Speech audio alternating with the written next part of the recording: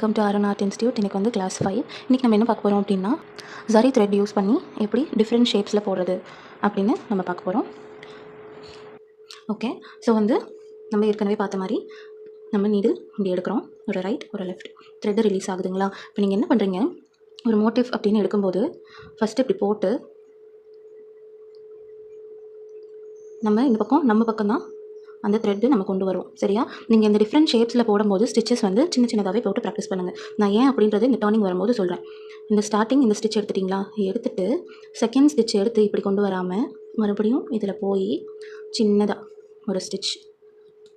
எதுக்கு அப்படின்னா, இது வந்து லாக் பண்ணுறதுன்னு சொல்லுவாங்க, இழுத்துட்டு வராமல் இருக்கிறதுக்கு. சரியா? இப்போ பார்த்தீங்கன்னா நீட்டாக இருக்கும்.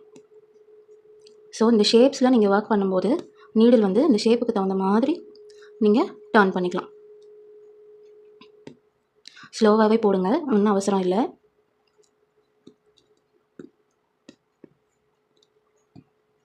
இந்த மாதிரி குட்டி குட்டியாக போட்டிங்கன்னா உங்களுக்கு ஈஸியாக ப்ராக்டிஸ் ஆகும். சரிங்களா?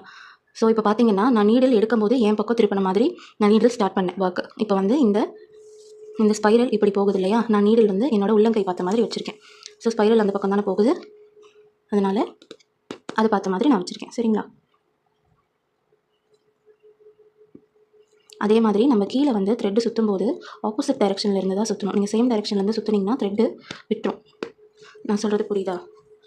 வெயிட் பண்ணுங்கள்.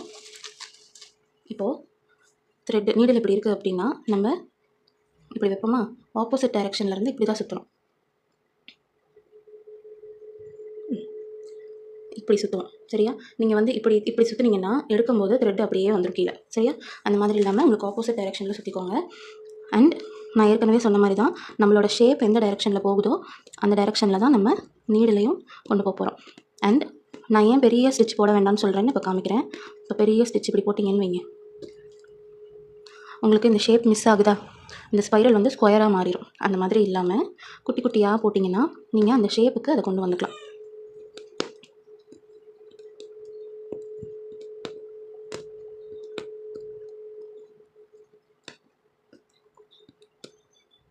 இப்போ பார்த்தீங்கன்னா என்னோடய நீடில் வந்து திரும்பிடுச்சு.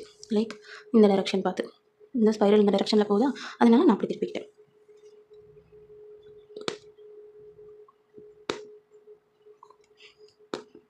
அண்ட் முடிஞ்ச அளவுக்கு உங்கள் ஃப்ரேமை நவுத்தாமல் ஒர்க் பண்ணுறதுக்கு ட்ரை பண்ணுங்கள். சரியா? சில பேர் என்ன பண்ணுவாங்கன்னா, அந்த மோட்டிவ் எந்த டைரெக்ஷன்லலாம் போதும் அந்த டைரெக்ஷன்லலாம் அவங்களோட ஃப்ரேம் நகரும்.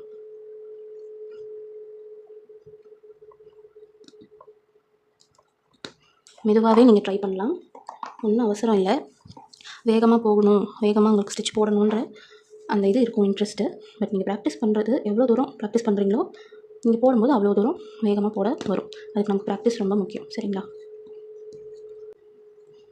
அண்ட் இன்னொன்று என்ன அப்படின்னா, நீங்கள் இப்படி வெளியே எடுக்கும்போது உங்களோட இந்த த்ரெட்டும் சேர்ந்துட்டு வரும். அதனால இதை கொஞ்சம் இப்படி வச்சு ரிலாக்ஸ் பண்ணி விடுங்க. ரிலாக்ஸ் பண்ணிங்கன்னா அந்த சுருக்கம் கொஞ்சம் கம்மியாகும்.